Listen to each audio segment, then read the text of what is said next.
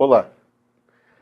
Tivemos um pequeno atraso hoje devido aos pequenos problemas técnicos, mas eu sei que vocês estão ansiosos para ouvir hoje o senhor Orlando Manuel Monteiro de Azevedo. E mais algumas declinações, não vamos deixar para lá. Não, é só Orlando Azevedo. Né? Portuga. Orlando Azevedo, né? É. Esse português nascido na Ilha Terceira de Açores, que veio para o Brasil em 1963. E aí eu te faço a primeira pergunta. Você aporta no Brasil com 14 anos de idade, adolescente, num ano que nós fazemos a Miss Universo e no ano que o Santos é campeão. Sim. Quer dizer, você chega num país onde tinha uma certa alegria. Logo após o assassinato de Kennedy. Logo após o assassinato de Kennedy. Estava em pleno Oceano Atlântico. E em minha companhia viajavam os bisnetos do Visconde Toné, que posteriormente veio a ser uma grande referência também na minha carreira como fotógrafo. Então. Mas realmente é isso, e logo em seguida a famosa história do golpe militar. 64. Isso que eu... 64. Então, eu saio de uma ditadura militar e caio numa armadura. Não sei qual das duas pior, mas enfim, são coisas que fazem parte do estilo da vida. 63 foi o ano só para te enganar que o país era um país bom. Não, o país é muito bom. Eu continuo...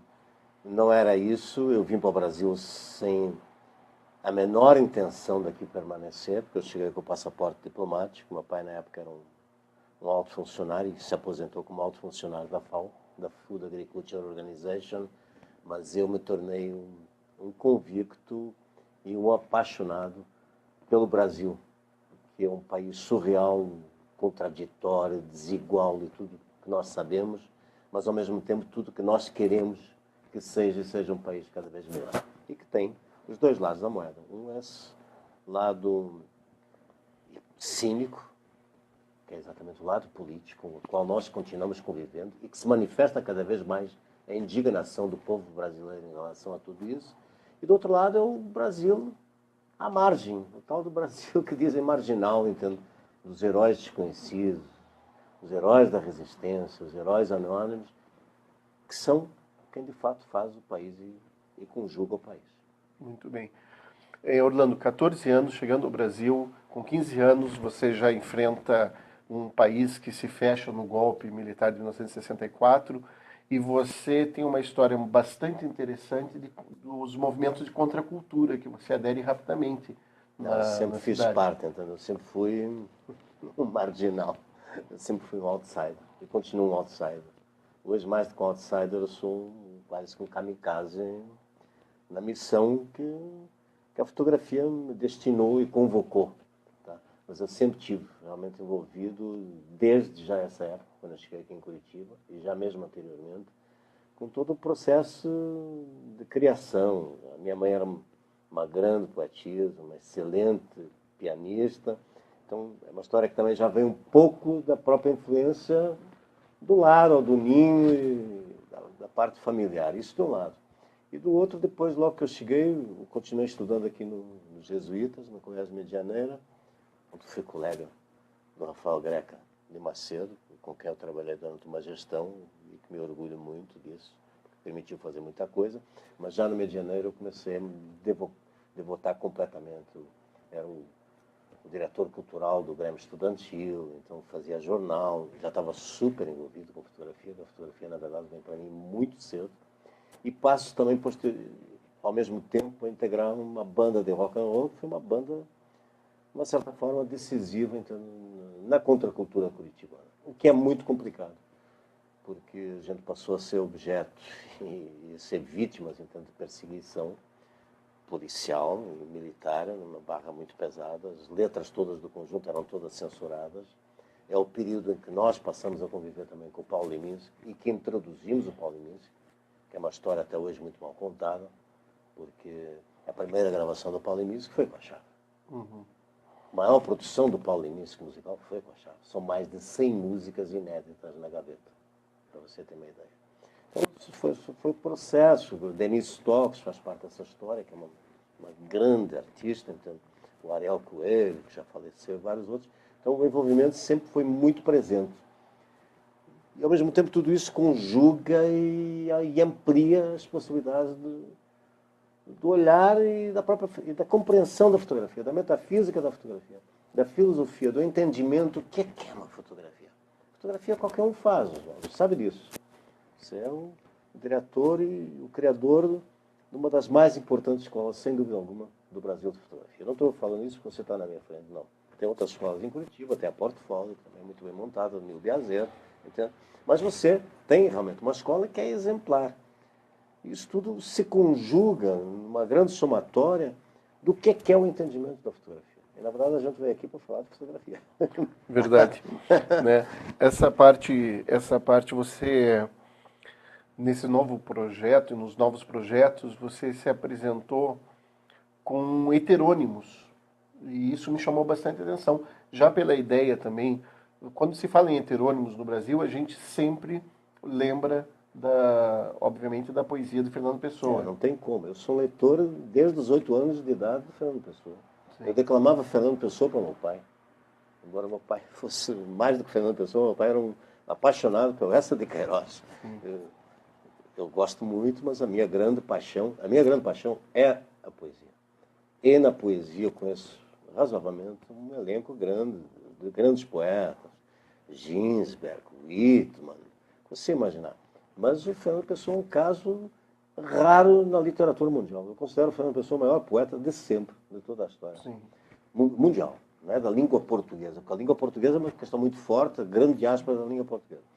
Quando eu resolvi assumir os heterônimos na minha fotografia, eu sabia, de antemão, que inevitavelmente eu ia ter essa comparação.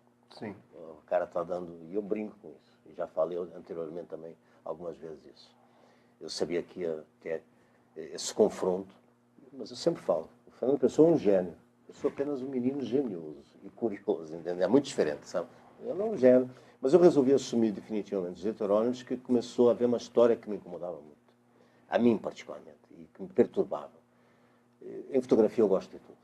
Sim. Desde que seja fotografia, que tem o estatuto da fotografia.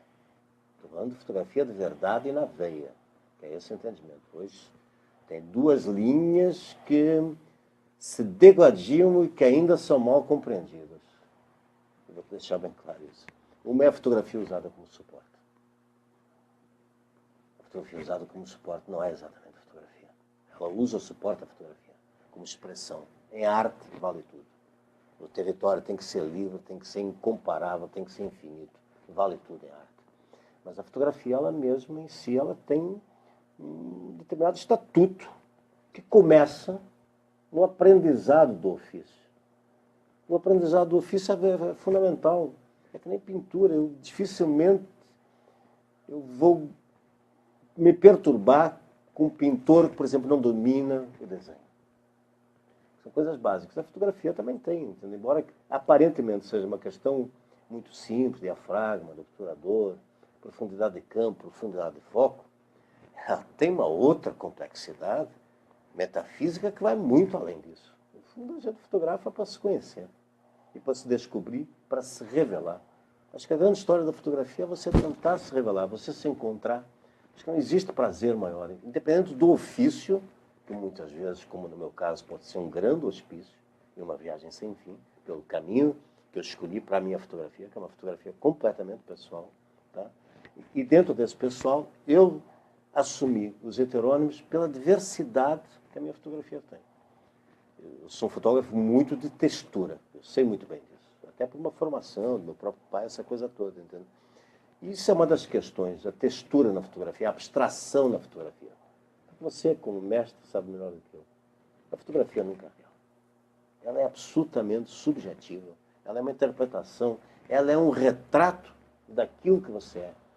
E é aquela velha máxima, então. E o retrato é aquilo que você leu, aquilo que você ouviu, aquilo que você dividiu, aquilo que você, acima de tudo, vivenciou.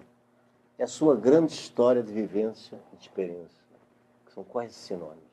Eu assumi os heterônimos, um é o Jacob Ben Sabat, que eu assumi numa exposição iniciada este ano aqui em Curitiba, que é Ruínas, que já é uma outra coisa, são perturbações. O Jacob Ben Sabat é o Orlando Azevedo, mas é o Orlando Azevedo de perturbações as mais diversas que me chamam a olhar. Eu fotografo obsessivamente, diariamente. Hoje com o celular, então, estávamos ainda há pouco brincando. Fotografo mesmo e para valer. Se eu pudesse, só usava o celular. Só que eu tenho ainda limitações que não me satisfazem absolutamente. Isso de um lado. Do outro é o Yuri Andropov. Yuri Andropov é exatamente o fotógrafo das abstrações totais, das poéticas, nas quais uma grande influência minha, sem dúvida alguma, é o filósofo Gaston Bachelard, que é talvez o meu fotógrafo preferido. E ele sequer fotografava nada. Mas o cara tem uma interpretação do objeto, do tema e das possibilidades metafísicas que a fotografia te dá, que me interessam muito. Talvez venha ainda a somar algum outro heteronome, veja bem, não sei, mas acho que essa trilogia está muito bem definida. E o Orlando Azevedo é um humanista, é um street photographer, é um retratista. Eu sou, acima de tudo, um retratista. Me assumo como retratista. Eu adoro fazer retrato. Porque acho que é uma das tarefas mais difíceis, sem dúvida alguma, na fotografia.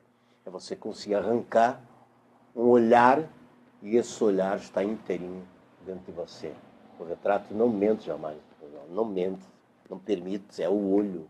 E o olho denuncia e anuncia e prenuncia tudo aquilo que você transmitiu. É quase um transe quase hipnótico para mim. A ritualidade do retrato não tem. Não tem segundo tempo, não tem terceiro tempo. Ou é ou não é.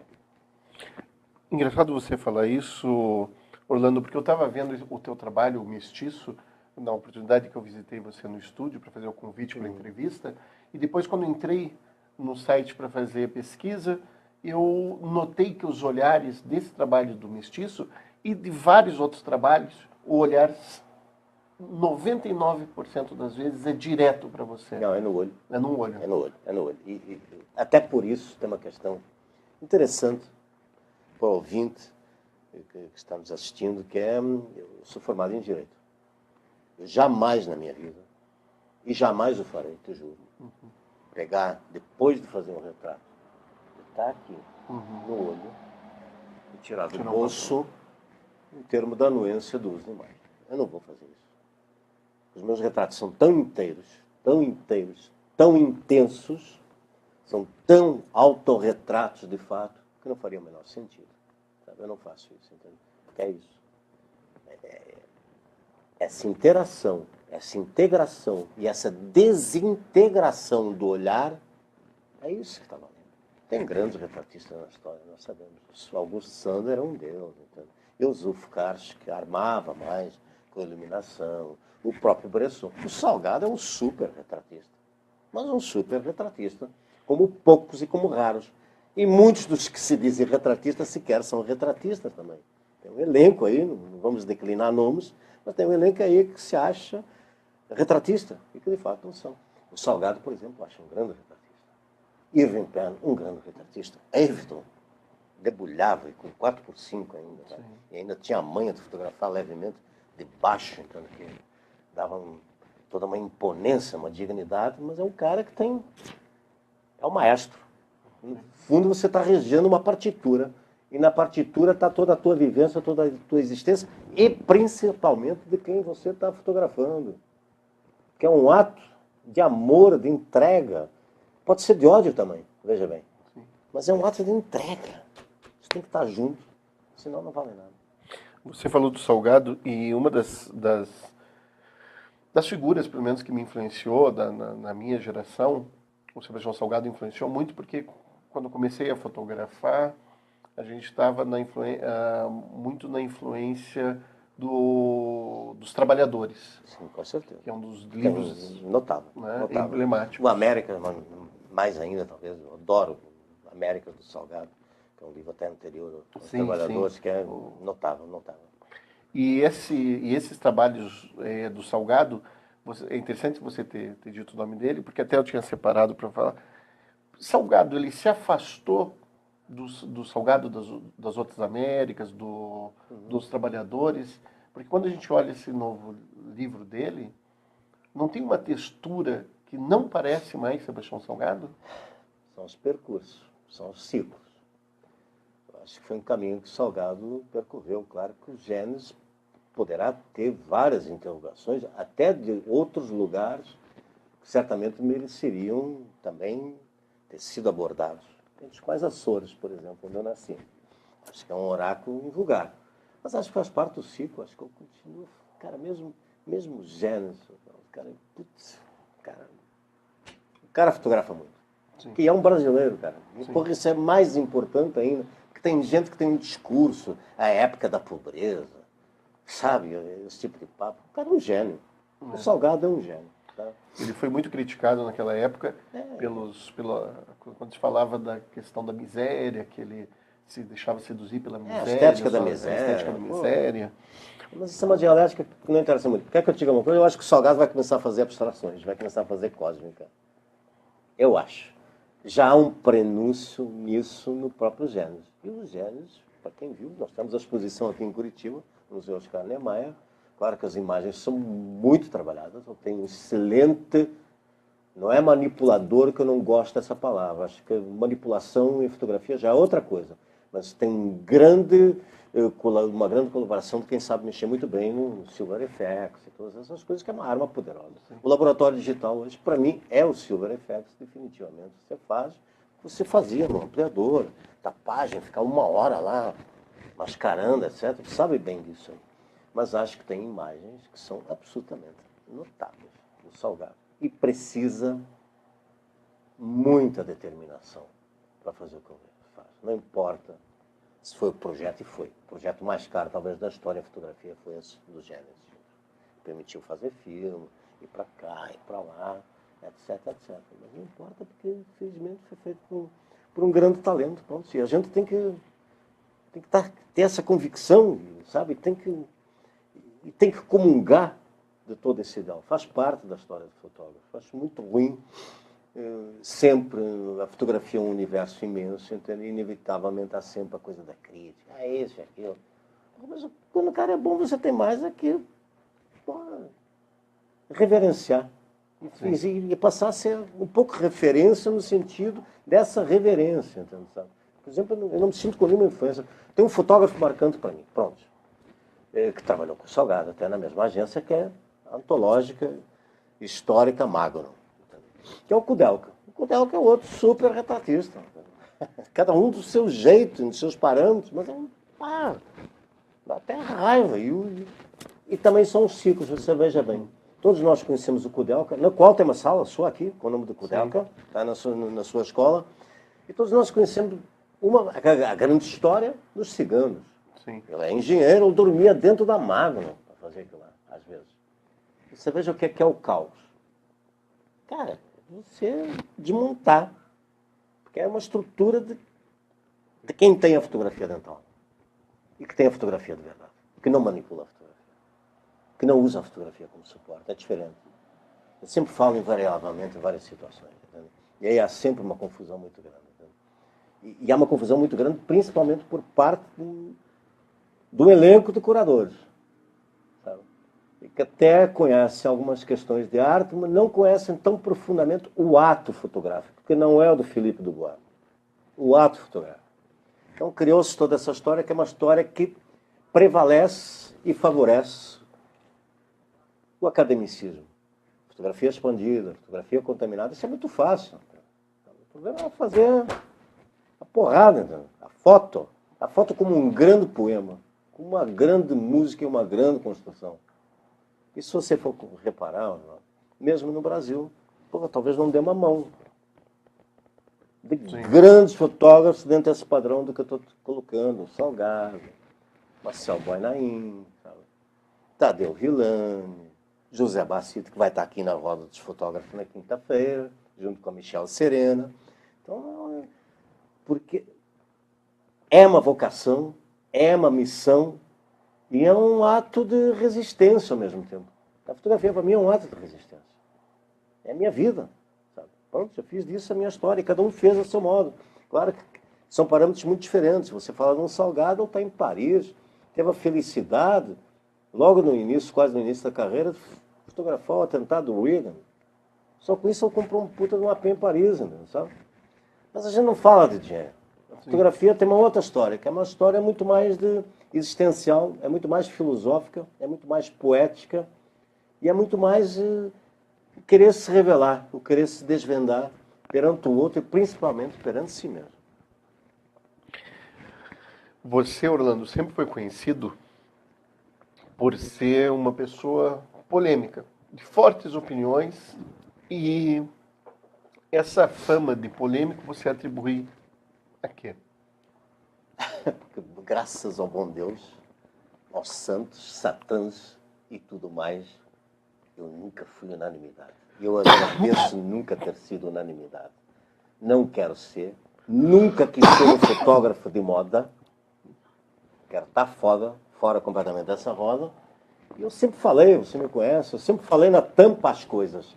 Mas sempre o falar e pagar o preço por não calar é completamente diferente dessa distorção que estabeleceu. Ah, o Orlando Azevedo é um filho da puta. O Orlando Azevedo, porra, um cara que não dá para tratar com ele, é um cara intratável. Cara. Já me acostumei. Pessoas que nem sequer me olharam no olho ou falaram comigo. Muito menos sabem o que dizem em relação a isso. Já me acostumei. Maldito, graças a Deus. Eu prefiro ser maldito que ser um abençoado e um bendito, sabe? Eu faço parte disso aí. Eu vou continuar com as minhas crenças. E se há distorções, inegavelmente, em relação a posições e colocações, é porque eu assumo, definitivamente. Agora, acabei de vir de uma outra palestra, eu fiz uma série de perguntas em relação ao mercado de arte, etc. Tem que fazer, sabe? Eu sempre fui muito curioso em relação às coisas. Essa distorção, você sabe, a fotografia hoje é uma grande Babilônia. É um grande labirinto de percurso a ser percorrido. E qual a escolha que cada um vai ter dentro desse grande labirinto que é a fotografia. Sabe? Que é uma coisa de uma riqueza imensa, de uma vastidão, de uma amplitude imensa, mas que precisa ser devidamente analisada e, ao mesmo tempo, dissecada. A palavra é essa, dissecada. A questão do incisivo tem que ser muito presente na fotografia. Porque é uma escolha muito difícil. Você vir a ser fotógrafo é uma carreira muito difícil, dependendo como você vai mergulhar.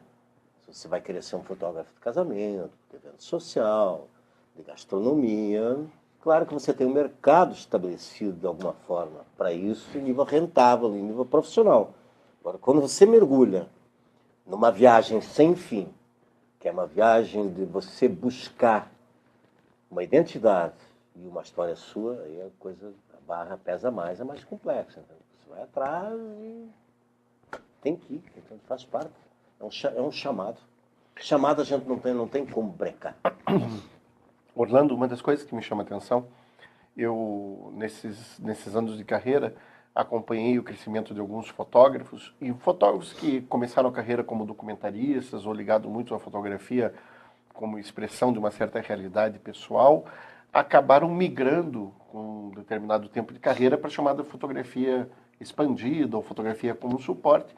E você não acha que existe por trás disso também um pouco do canto das sereias, do mercado de venda de imagens? Foi a discussão, eu acabei de vir uma palestra exatamente nesse tema. Eu acho que é uma grande confusão. Primeiro, e por isso é que eu acho que o aprendizado do ofício é importante. Também, sempre. Tá? Não é porque o cara fotografa, o cara é fotógrafo. Muito menos que o cara é fotógrafo, que o cara é artista. Por aí tem uma distância abismal e avassaladora. Essa migração, eu vou te dar alguns exemplos. Não deveria, mas vou. Ainda recentemente, pronto, eu não vou citar nomes para não ficar deselegante, para não dizer que eu sou mais maldito ainda. Mas ainda recentemente, no Museu de Fotografia, que não mais existe em Curitiba, porque não tem interlocução, ou a interlocução que tem é da pior qualidade possível, pela pessoa que está gerindo hoje em dia, mas ainda recentemente eu vi duas mostras lá. Que entre a mostra está lá e não está, seria a mesma coisa absolutamente. Um curador que é o Darling, o pseudo-Darling do universo brasileiro. O cara não montou, o cara montou, na verdade, uma decoração de quadros na parede. E fez uma brincadeira com isso, que é uma das questões. Eu sempre falo, não seja transviado, seja transgressor. acima de tudo, tem que transgredir. Fazer transviadagem qualquer um faz. É piada. Sabe? E essa brincadeira de querer fazer decoração com foto, você perde a essência, que é a contundência, a eloquência, a força que uma imagem possui. Não precisa de tamanho. Também essa mania de foto de 1,60 m por não sei quanto de boca que dá a máquina. Claro que ela te dá um impacto muito grande. Mas uma foto que nem aquela que está lá sua, tem o mesmo impacto que uma foto daquele tamanho. O que importa é a contundência, o conteúdo que a imagem possui, a poética que a imagem possui. O que é fotografia? Escrever, gravar com a luz, gente.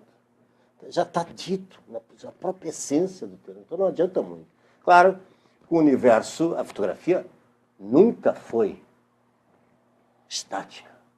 Desde que ela existe, desde que ela começou, desde os primórdios da inquietação da Vinci, todos os que nós sabemos, Aristóteles, etc., desde que ela surge como inquietação, ela sempre evoluiu. Daguerreótipos, ambróticos, ferróticos, chapa de vidro, película. Cara, nós estamos vivendo um universo digital, nós teremos mais avanços ainda. Acabei de falar, se eu pudesse, eu só usava o celular. Eu acho uma eficiência brutal. O que importa é como você resolve a imagem, como você olha. Isso é uma questão de vocação. Então, todo esse modismo atrelado ao mercado de arte, mais isso, mais aquilo, a toda uma geração nova, a regra dos terços já foi para o espaço há muito tempo, cara. Eu discuti isso agora, faz nem um mês em São Paulo com o Lorca. O Lorca insistia comigo, as regras do terço. Eu falei, Lorca, vá pro diabo, não existe mais isso. Regra dos terços, dos quartos, não existe mais. O olhar é que vai definir. Claro que há um novo olhar. As novas gerações, tem uma postura, tem questões de cor que você aborda. Ela vai estar sempre em movimento a fotografia, ainda bem, mas não vai alterar o seu estatuto. Não é o suporte, ou usar o suporte, que vai alterar. Isso é uma questão de arte. A arte vale tudo. Tanto que há um elenco enorme de artistas plásticos que usam a fotografia e que dizem que a fotografia não é fotografia. É apenas o uso como suporte. Rosângela Renault é uma. Ela até fotografa uma outra coisa, mas ela não é fotógrafa. Ela usa a fotografia. E já deram o prêmio de fotografia para ela no Porto Seguro, que é um delírio completo. Com tanto fotógrafo. Pedro Martinelli já tinha que ter ganho o prêmio Porto Seguro, por exemplo. É um baita de um fotógrafo, cara. E outros, não vou citar exemplos. Então há uma distorção equivocada de entendimento. Mas isso eu assumo como uma posição minha, veja bem. Nada contra os que defendem todas essas teorias acadêmicas e criaram esse discurso acadêmico de pensamento de fotografia, disso, daquilo, liberdade fotográfica, não sei mais o quê.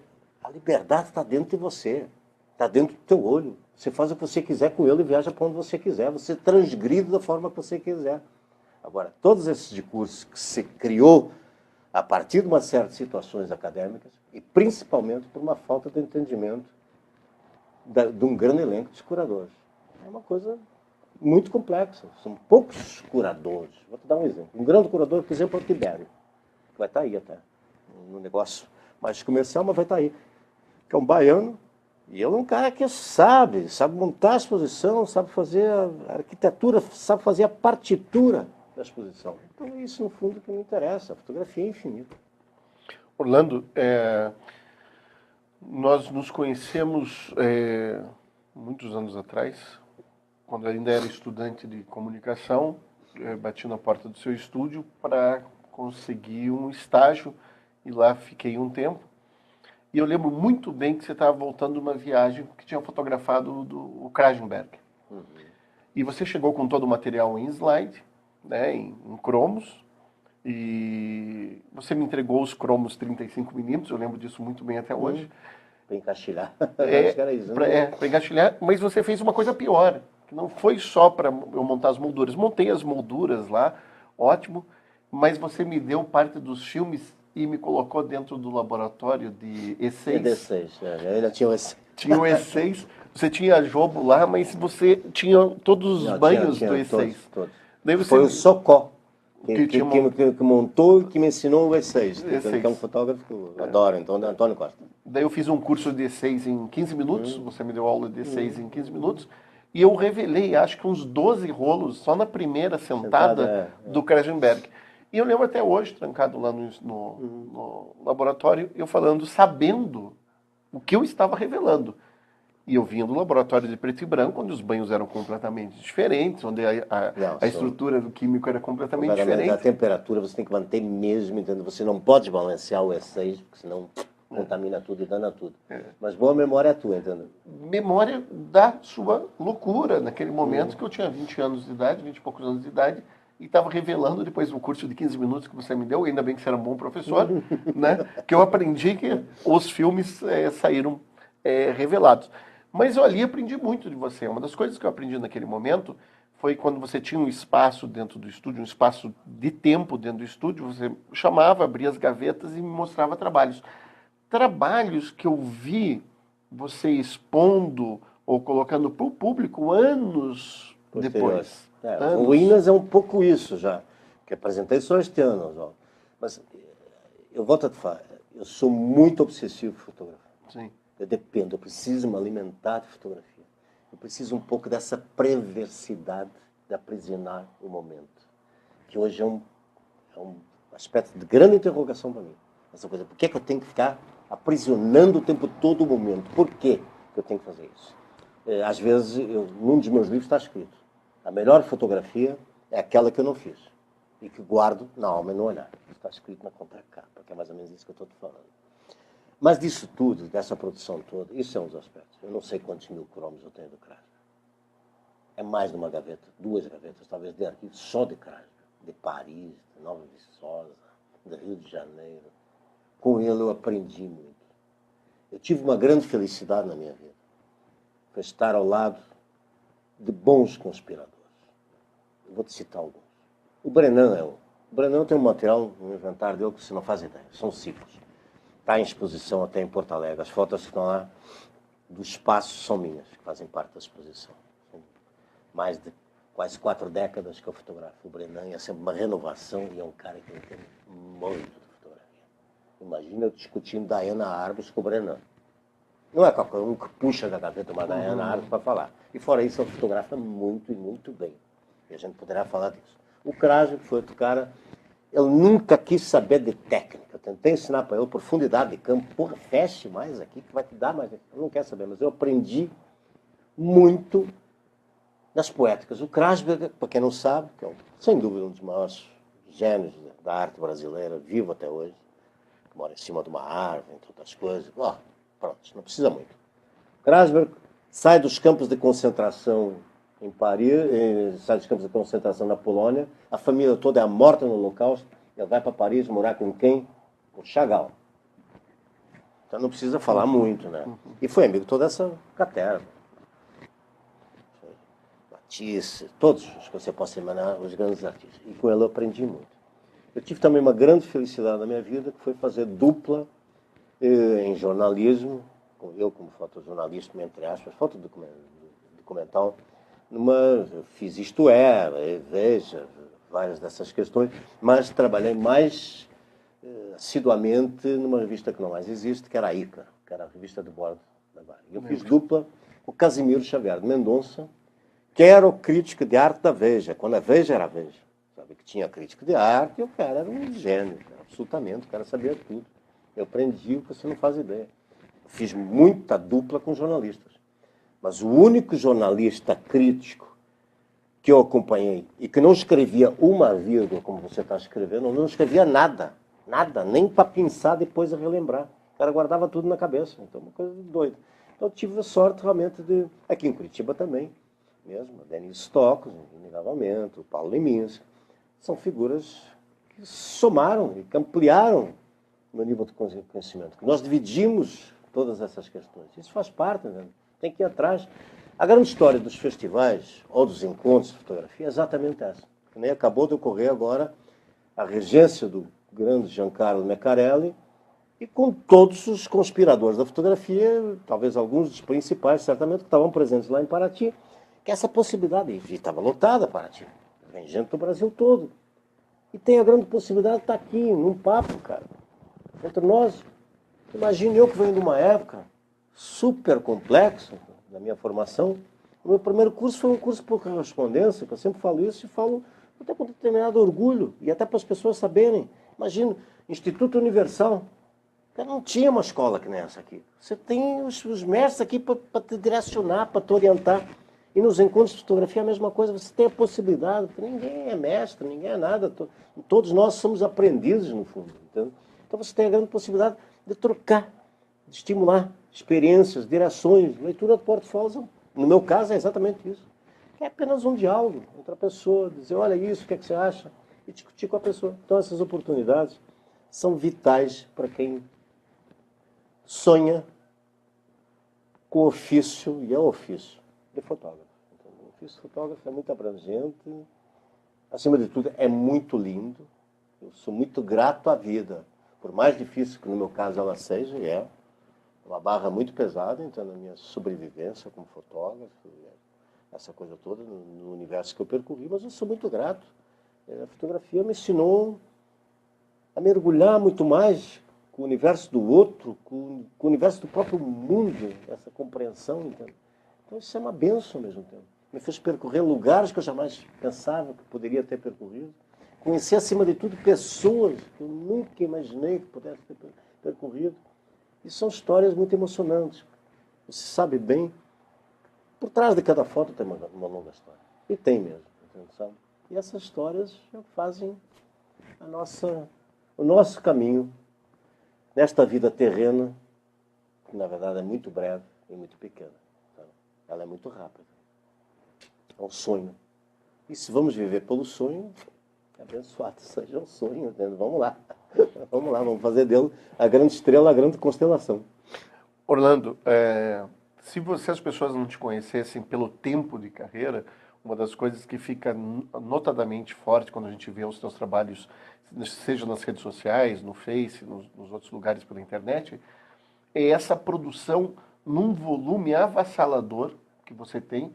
E eu digo isso não no sentido ruim, mas no sentido de que você mantém uma vitalidade de estar a campo fotografando, que às vezes chega a envergonhar os novos fotógrafos. Cara, mas isso é muito doido, porque eu não consegui virar a mesa ainda, definitivamente. Eu não sou o Miguel Branco que conseguiu já atingir um patamar de venda, de reconhecimento.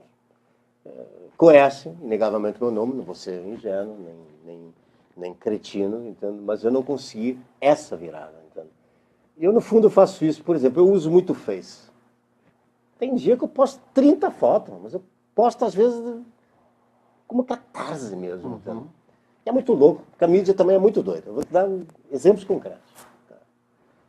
Se eu postar uma puta de uma foto, que eu sei que é uma puta de uma foto, se eu atingir 100 curtidas, 150, porra, é muito bom. Se um Araquém Alcântara, que eu respeito, veja bem, eu acho um belo fotógrafo, mas se o Araquém colocar uma foto média, vai ter 500, 600 curtidas. Porque é muito, essa distorção crítica das pessoas em relação à ambiência é muito doida, entende, sabe? Eu sei que eu produzo mesmo. Porque nem eu abri aqui o celular, eu acabei de produzir hoje de manhã, fui fazer um contato com uma empresa para tentar deduções fiscais para o meu livro mestiço, e claro, a foto está na frente, você tem que fazer. A foto não volta mais. É aquele momento ou você para e faz ou não faz. O fotógrafo não pode ter preguiça. Isso é a primeira regra. Ele tem que ter vontade, ele tem que ter tesão. O tesão tem que estar dentro. E o tesão é questão da convicção mesmo, e da vocação. Então isso é muito doido. Né? Porque, pronto, então vamos a números. Tá? O meu arquivo analógico hoje soma mais de 160 mil matrizes em todas as bitolas. 35, que é normal, 6.6, 6.7, 6.9 e 4x5. Fora depois as coleções que eu tenho. No digital eu não sei mais, cara. O digital tem no mínimo o dobro disso. O digital, cara, a gente estava falando há pouco do E6. Olha a doideira que é o E6. Que vinha com um pacote desse tamanho de filme, você sabe que você viu. Era um pacote desse aqui, 30, 40 filmes. Um peso do diabo.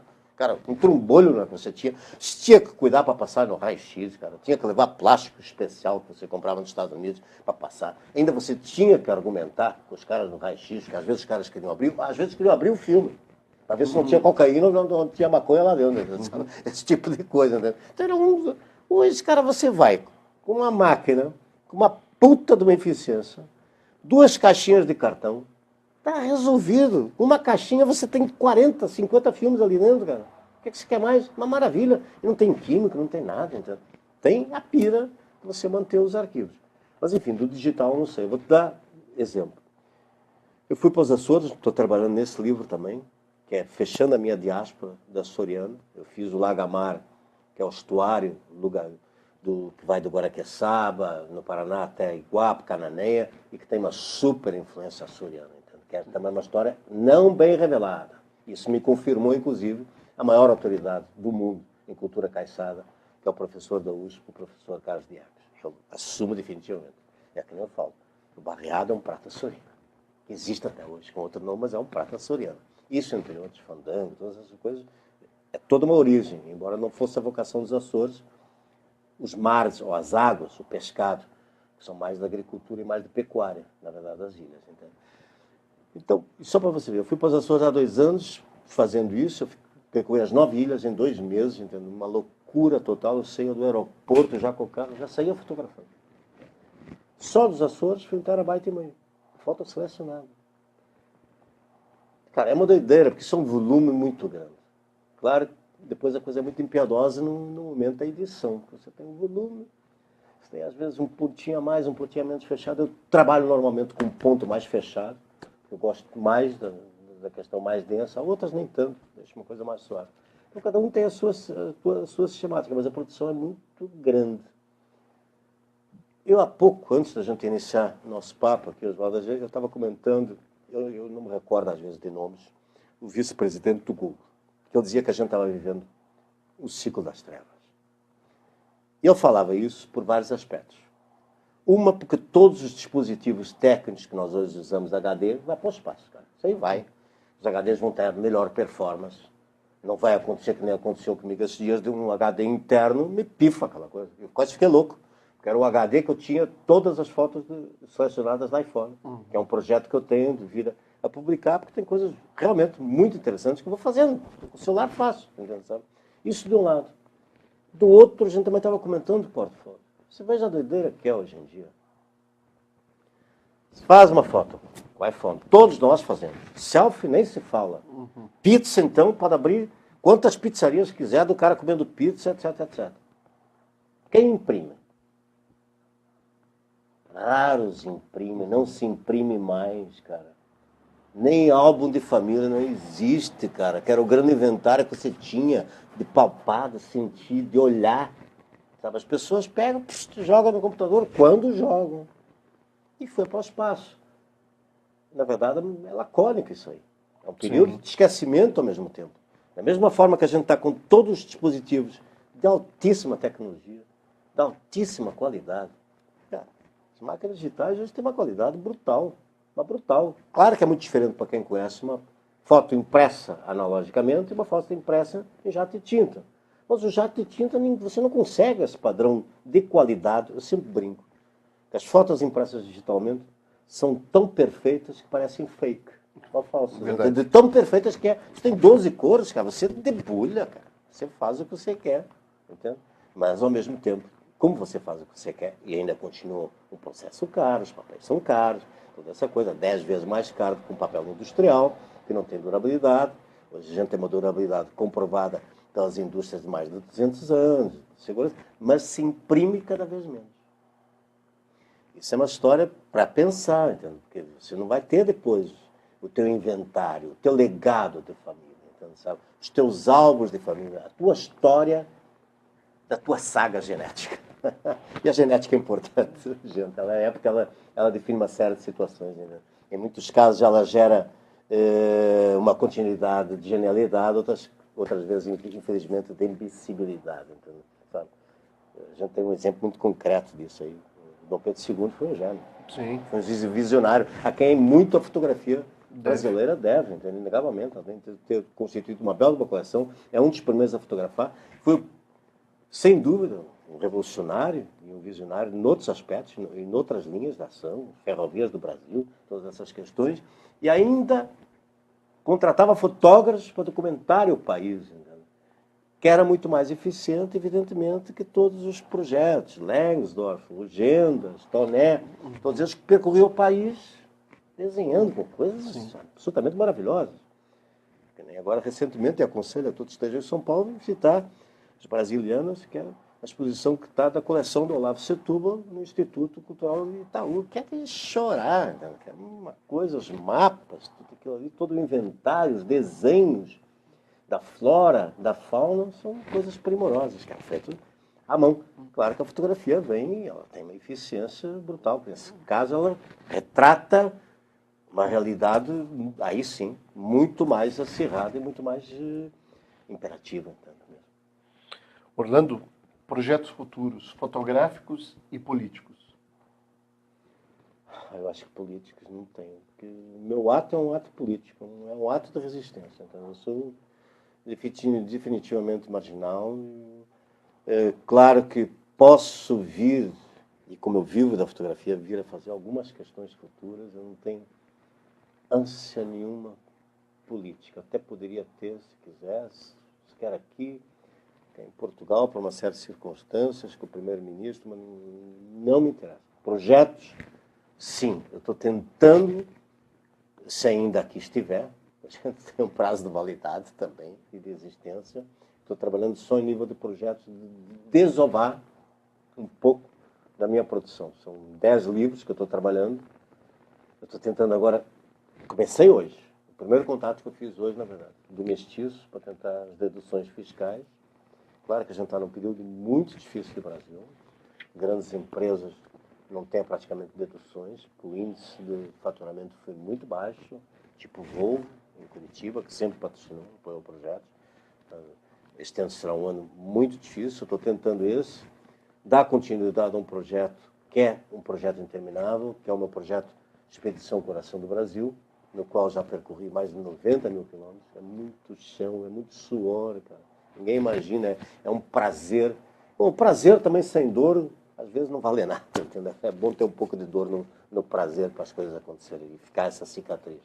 Mas o Coração do Brasil é um projeto interminável, fiz o Paraná, fiz o Lagamar e estou já indo o 4º ano tentando Santa Catarina. Eu não consegui patrocínio para ele, entendeu? Estou tentando porque, na verdade, o Santa Catarina me interessa, acima de tudo, também pela presença açoriana, no caso, no litoral de Santa Catarina. Porque o interior é italiano, alemão, é outra história, mas a paisagem de Santa Catarina também é um estado que me interessa muito.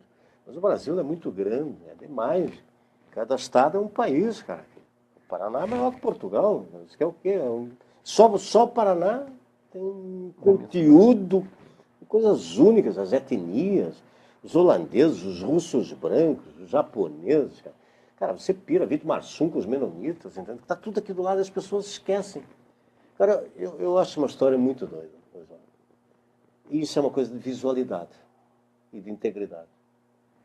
Há um grande elenco, mas muito grande, de gente que conhece Miami. Cara, e não conhece Vila Velha, que está aqui do lado. Cara, isso, cara, para mim, não entra.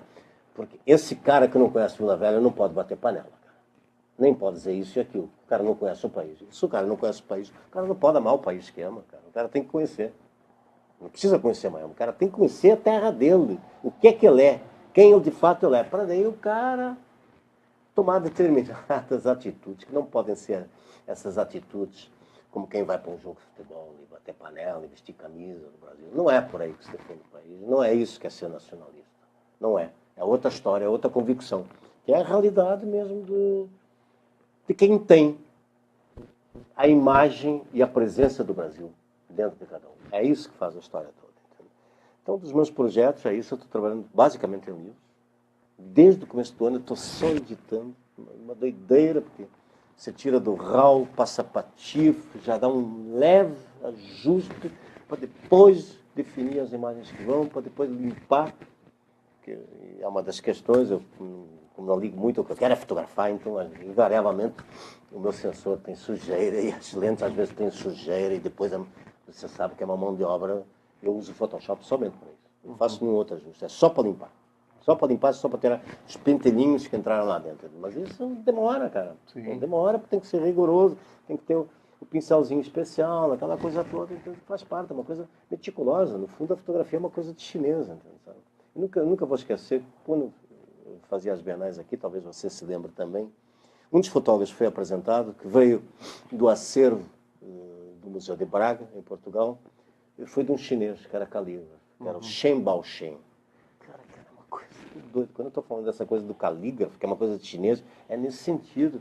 A fotografia é muito meticulosa, ela é muito trabalhosa, ela é muito artesanal, ela exige muito de você, mesmo no digital, cara. Quem faz digital sabe muito bem o que eu estou falando. O cara fotografa um casamento, depois tem que ir lá, editar, arrumar, deixar tudo como deve ser, na melhor eficiência visual, para deleite, uma do cliente que contratou, outra principalmente para deleite de quem fez e realizou o trabalho.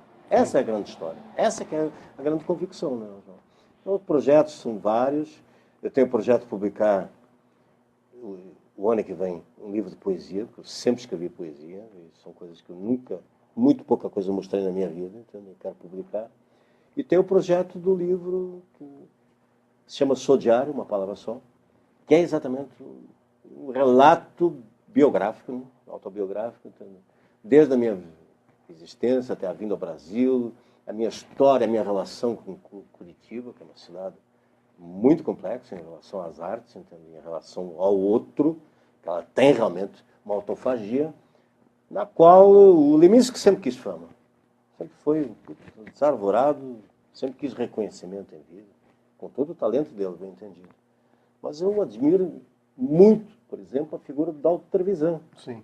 É um cara que é um super de um escritor, inegavelmente, e mantém aquela postura Distante. absolutamente distante, absolutamente de um ermitão. Você não vê, salvo em raras aparições pela rua, aquele trajeto que eu faço, do Baldinho do Amaral da casa dele, que vai até o Chaim, depois desce, entra no passeio público, que é os arredores, que é muito uma região que eu percorro, no fototerapia, eu faço inegavelmente isso, até como um exercício para mim mesmo. Eu saio invariavelmente para a rua, eu faço exatamente aquele trajeto, que é a Baixa Curitiba. Então, geralmente é domingo de manhã que eu saio, é 1 hora que eu faço. É 1 hora mesmo de porrada para um exercício meu, para um aprendizado meu.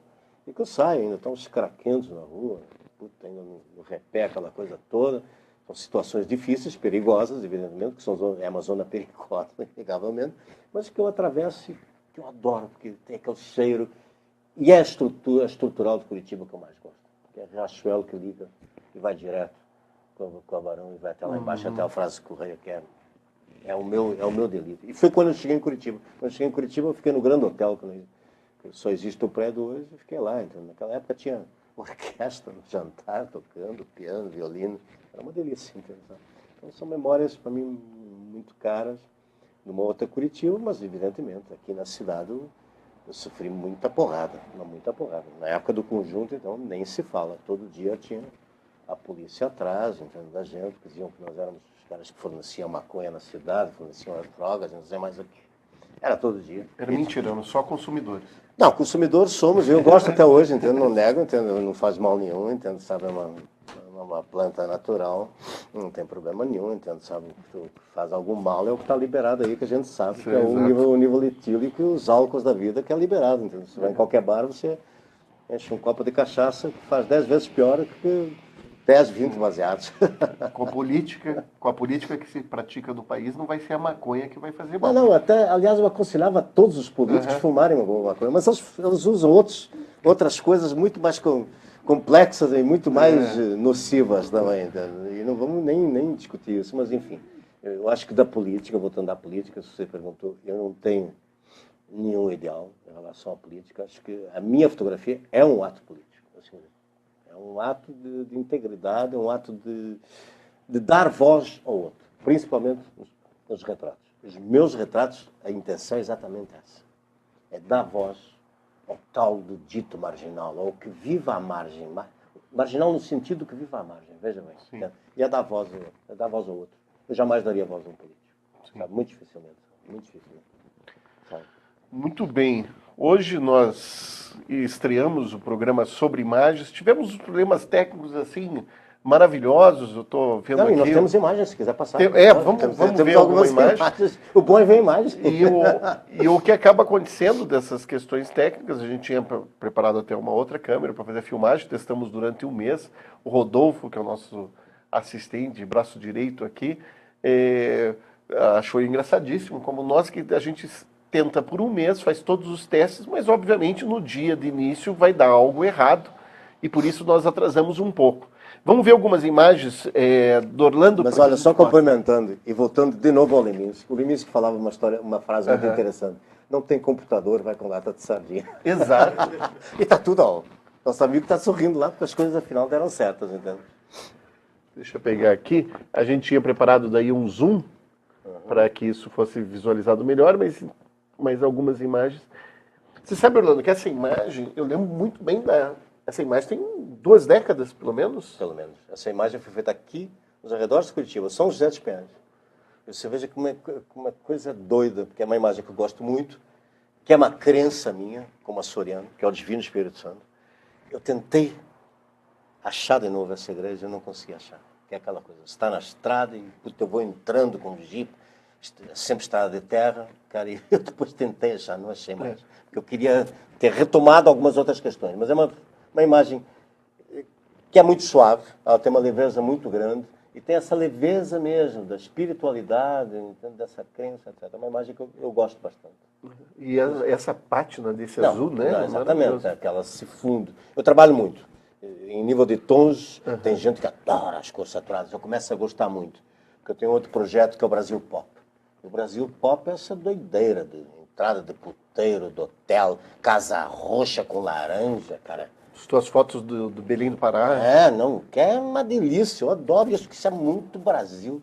Que é o cara querendo tatuar e marcar a sua identidade, entende? Com aquilo que é possível, dentro da formação visual que eu tenho, tudo isso. Mas eu trabalho muito com cores leves também, muito, com pátinas leves. Essa é uma foto difícil, francamente, de fazer, até porque me custou sangue, suor e lágrimas, entende? Isso é alto mar, que eu saí de Mucuripe, no Ceará, para alto mar, porque eu queria realmente ver o que era a pescaria dentro de uma jangada. Isso aqui é uma doideira, você pode ver o cara, o mar vem e varre, pseudo converge. Nós estávamos em 4, estávamos em 6, 4 pescadores, mais eu e o Fabiano Camargo, que era jornalista. Cara, de repente vai, daí eles param em alto mar e começam a pescar. Pescaram mais de 200 peixes, eu juro, eu só vi os caras puxando. Ei, peixe rei, não sei o quê. Cada puxada já sabia que peixe era. Cara, daí eu comecei a passar mal e mareei, cara. Eu suava, me agarrei nesse mastro que aqui está, cara. Eu queria pedir para morrer, mas eu fiz a foto. E fiz outras. Daria para fazer quase um livro dessa sequência. Aqui eles ainda estão caminhando para a pescaria, ainda estão indo para alto mar mesmo, já estão em alto mar aqui. Sabe? E é muito impressionante, cara, porque os pescadores parecem que têm super bonde no pé. O cara fica ali, o cara nem se mexe, cara. É um troço de doido. Impressionante. Isso aqui é uma negra, um quilombro, uma menina negra, entendeu? Que é bem isso que a gente conversou, que é essa coisa do olhar. Sabe? E a ternura do olhar, a entrega do olhar. E no retrato desses personagens há uma história muito interessante, que é o reconhecimento, a gratidão de você ter chegado e pedido, posso fazer o seu retrato? E ela reconhecer que você a reconheceu. Isso é a grande história do retrato, entendeu? Sabe? Que é a gratidão. Sabe? Puxa, ela olhou para mim. Sabe? Sim. Isso para mim é muito emocionante. Sabe? Eu sempre me emociono muito quando eu penso. Cada olhar está dentro de mim. Cara.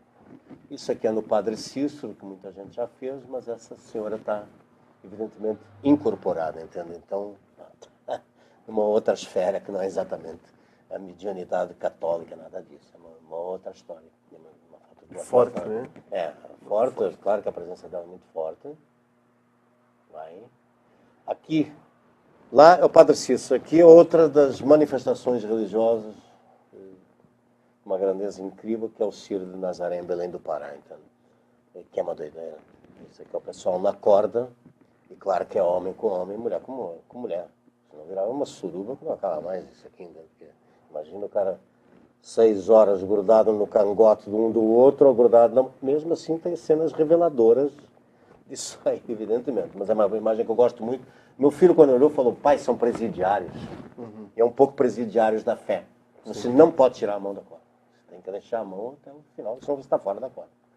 E aí é uma barra muito pesada, porque é muita gente. É muito incrível.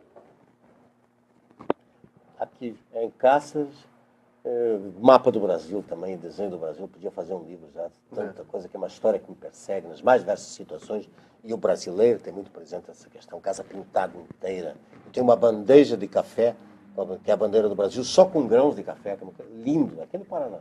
Essa aqui é em Cáceres, entende? Eu tenho ela com esse menino assim, foi um pensamento até do livro, Mestiço ser essa capa, mas acho que não vai ser outra. E tenho ela, ele e a irmã dele colorido, que acho que está mais à frente. Tá? Isso é Grace Kelly, isso é bonito. E é aquelas coisas. Isso é um acampamento? Não, isso é na casa dela. Na casa dela. Eu estava indo para o hotel, eu estava sem câmera. Eu vi essa menina, eu voei para o hotel. Voltei e fiz o retrato dela. E depois eu tenho ela com toda a família. Que é um retrato muito interessante também da família. Tem o cachorro ficando numa pose, olhando com o restante da família. E é uma história que me perturba muito. Uma pelo próprio nome. Sabe, as coisas também não são por acaso. Pô, Grace Kelly é algo divino. E ela tem um olhar cristalino, esses cachos dela, uma história muito angelical, muito pura e muito forte. E congrega com a história que é o Mestiço. O Mestiço, no fundo, é um relato visual do que é o Brasil. E por ordem. Índio, negro e branco.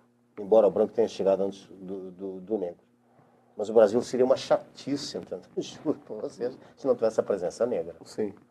O negro é que fez o gingue, esse balanço, essa coisa esfuziante, a alegria, o índio também, mas o negro, a presença dele não. Aqui é uma menina. Os portugueses entraram com a melancolia. Eles entraram com a melancolia e outras coisas mais. Porque sempre tiveram seus affaires, tanto com Índia, tanto com negra, tanto com todas, entende, sabe? E fizeram uma bela de uma mistura, entende, sabe? Uma grande cafusão. Isso aqui é de novo o Círio de Nazaré. Aqui já é no Padre Cícero, que é uma coisa muito lacônica ao mesmo tempo, essa coisa entediada do padre, ter que ficar ouvindo a culpa, a dolo, os pecados que se dizem pecados, e muitas vezes não são pecados, e que se estabeleceu na religião católica, entendeu? Que é uma coisa muito doida. Uma das minhas fotógrafas preferidas tem uma foto muito próxima dessa aí, que é a Cristina Rodero. A foto dela é melhor que a minha, francamente melhor. Mas é uma foto que remete muito a essa da Cristina Rodero, que é uma das minhas fotógrafas preferidas hoje na atualidade. Isso é medieval. Isso é a luva de um boia fria em Jabuticabal, no interior de São Paulo. Cana-de-açúcar. Isso é medieval. Então, parece uma armadura. Então, é uma coisa que hoje praticamente está terminando, o maquinário entrou moendo. Pode ir. Aqui é no Pampa, que era um outro projeto que eu tinha, mas francamente eu acho que já abandonei. Depois que o Tadeu Villani fez o Pampa, eu acho que... Claro que cada um faz do seu jeito, mas o Tadeu Villani é implacável. Um baita de um fotógrafo, o cara debulha 10 vezes melhor o trabalho dele que o René Bourri, por exemplo, que também fez o Pampa no Uruguai.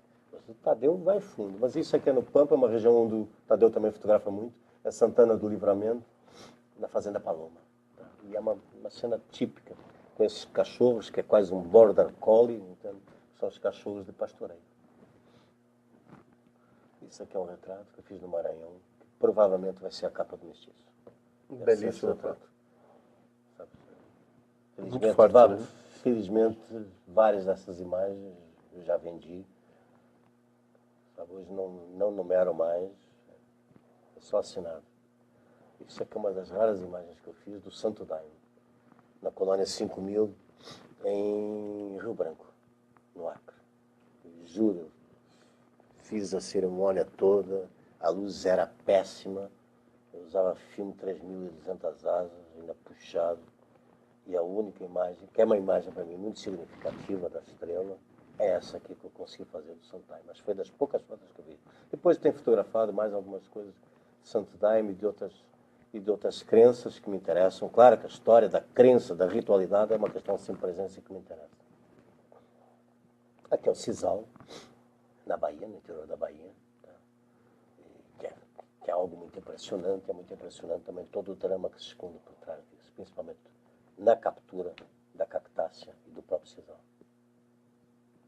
Aqui é uma imagem que é aquelas coisas de estrada, que só acontece e você tem que estar lá. Então, quando eu olhei, isso era um caminhoneiro. Mas de repente tem os dois polos opostos. Então, Sim. um Satã com um santo, entende? Sabe? Que estabelece um duelo e é quase a mesma geometria. Sabe? No fundo, a gente está falando de geometria sagrada. Que é um dos códigos que você tem que estabelecer dentro da própria fotografia. Entende? Sabe? Que não é as regras de texto, nada disso, mas é a geometria sagrada. Ela tem que ter uma geometria. Aqui é de novo para o Ciro de Nazaré. Aqui naquele dia que eu fotografei o Santo Daime, eu deixei de tomar o Santo Daime, que eu queria ter tomado para saber exatamente o que era, como se processava, como experiência de vida. Mas eu não tomei porque no dia seguinte tem uma procissão de São Sebastião, em Chapuri. E aí foi incrível, porque eu tive a felicidade nessa procissão de ter chovido, e não é só essa imagem. Tem várias imagens que eu gosto bastante que eu fiz na procissão, mas essa é uma delas. Tinha acabado de chover torrencialmente. Não é suor. São os mascarados em Poconé, que é um outro ritual muito pouco conhecido, em que os homens se vestem de mulheres e dançam e dançam. E pronto, isso é uma imagem com uma determinada técnica, que é uma técnica primária, que é você usar baixa velocidade e, eventualmente, em alguns casos, usa baixa velocidade com leve movimento de câmera para certas coisas que eu quero fazer. Mas aí é uma outra história. Que é o nosso Paraná.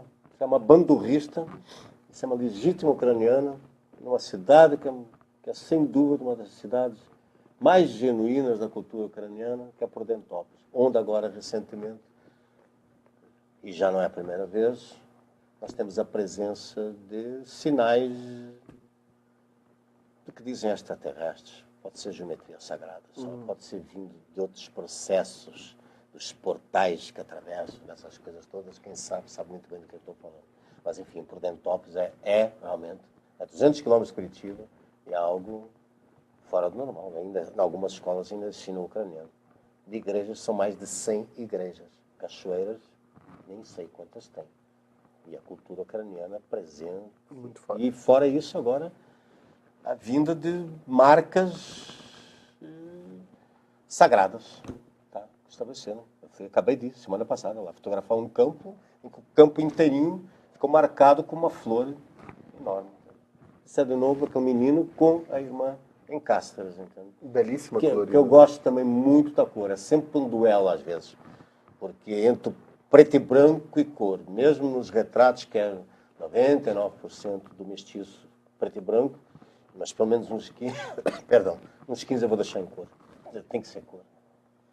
Isso aqui, por exemplo, é uma foto que tem que ser cor. Essa foto. Essa é uma das que provavelmente vai no mestiço, em cor. Isso aqui é na Bahia.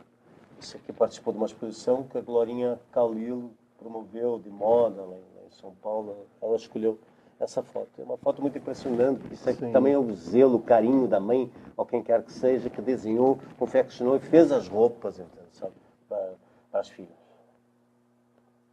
Essa é uma imagem de amor, né?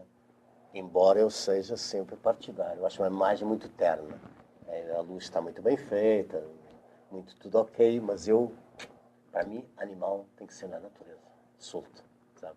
Eu já fiz uma campanha, quase levei um pau, que eu falei, fechem todos os zoológicos do mundo, libertem todos os animais, acabem com tudo isso. Entendeu?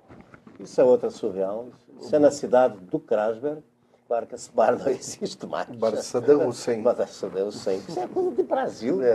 Isso, quando te falo dessas marcas, tatuagens, de desenhos que até agora não vão aparecer, porque são poucas imagens que nós vamos mostrar, então, mas essa questão da surrealidade do Brasil é algo fascinante, é algo único, realmente.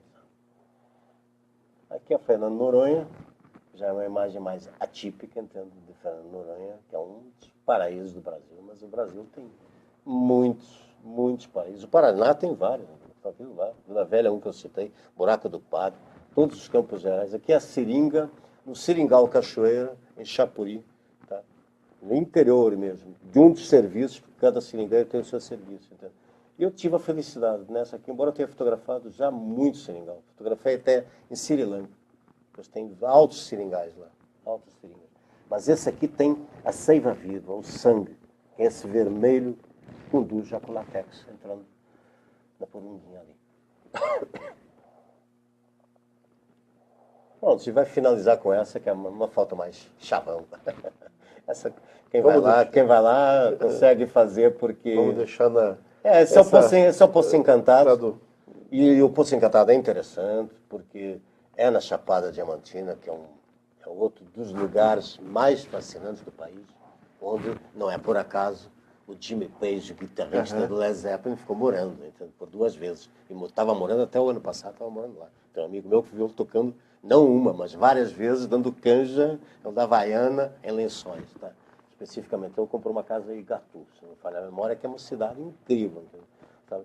Então, o Poço Encantado é exatamente nessa região da Chapada, que é muito assim, é muito no coração mesmo. Aí sim, no coração. O meu projeto é coração, não é no, é coração. E é coração do Brasil, porque o mapa do Brasil tem um desenho do coração. E aí foi a questão óbvia. Eu comecei esse projeto com o Valdemar Miklevich, que é o alpinista, chegou no Everest, e a gente achou que tinha que ser o coração do Brasil pelo mapa, porque a gente iria percorrer as artérias e documentar o pulsar do coração do Brasil. A história foi essa. Claro que acabou por não acontecer da gente fazer os dois. O Valdemar chegou no Everest e eu logo em seguida entrei como diretor de artes visuais da Fundação Cultural de Curitiba. Criando os bienais. As bienais e, muita coisa nas artes visuais. Muita. Foi a gestão do Rafael Greca, foi uma gestão inegavelmente notável nas artes aqui em Curitiba. Nós fizemos Escher muito antes do Mo. Nós apresentamos Escher aqui em Curitiba com os originais, o Chile e todas essas coisas. Altenburgo, Beuys, você imaginar. A gente realmente apresentou muita coisa. A Bienal foi uma das... Claro que a Bienal foi um marco porque trouxe pela primeira vez notáveis figuras do mundo da fotografia e deu também um impulso e criou, a partir das Bienais, criou o Museu de Fotografia da cidade de Curitiba. Tem um elenco notável, que está lá, hoje tem uma série de interrogações e o novo prefeito que assumir, eu espero que seja Rafael Greca, vai ter que dar uma investigada no que se processou ali dentro, porque tem coisas que realmente aconteceram que foram dramáticas, mas é um acervo de quase 2.000 obras, é um acervo maior que o acervo de fotografia do MASP, por exemplo. Sabe, com alguns dos principais nomes. Infelizmente, isso ocorreu nos anos 90, até 98, e não mais se constituiu, nem se somou mais nada no acervo, que era o que estava previsto. Essas são as coisas que acontecem. Vamos lá, a fotografia é interminável, e assim seja. Muito bem. Hoje eu recebi aqui na Omicron um grande fotógrafo, um grande amigo, um português que adotou as terras brasileiras e que redescobriu muito desse país através de sua fotografia, nos ensina através das suas imagens. As imagens do Orlando Azevedo são imagens que já estão no inconsciente dos fotógrafos paranaenses e de boa parte dos fotógrafos brasileiros.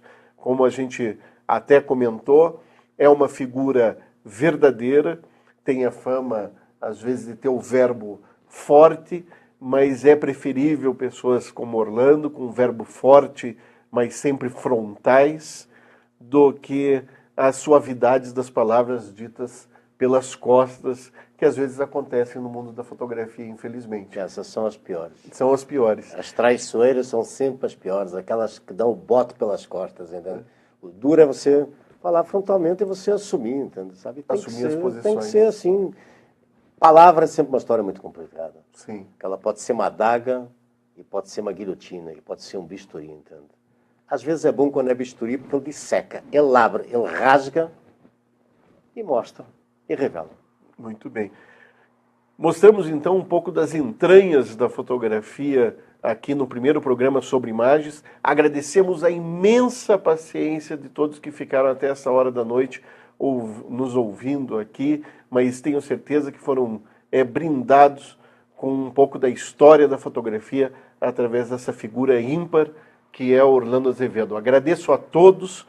Voltaremos no mês que vem com um programa sobre imagens, com novos convidados e novo formato. E espero que vocês possam comentar, dizendo o que gostaram, o que não gostaram, e que a gente possa melhorar ao máximo e que esse programa possa fazer parte da vida fotográfica de Curitiba e de todos aqueles que gostam, que amam a fotografia como nós da Omicron. Agradeço imensamente a esse amigo, Orlando Azevedo, a esse fotógrafo que me inspirou a ser o fotógrafo que eu sou hoje. Obrigado ao Rodolfo, obrigado a todos que ficaram assistindo. E, acima de tudo, eu também quero finalizar agradecendo a oportunidade a todos que eventualmente tenham assistido o nosso diálogo, entende? E de coração. Meu coração sempre estará aberto, entende? Com qualquer outra questão, e quero te agradecer muito pelas palavras. Você exagerou em todas elas, devo-te confessar. Sério. Obrigado ao Rodolfo, que ficou ali atrás, entende? E que a gente conseguiu empinar e colocar no ar esse primeiro programa, que certamente vai ter uma grande continuidade de grandes figuras que vocês vão conhecer. Nós estamos aí para isso, entende? É para somar. E fotografia, ela tem que ser compartilhada. Senão não faz muito sentido, não. Você deixar dentro das gavetas da memória não é bom, sabe? O bom é você colocar para fora. Muito obrigado a todos.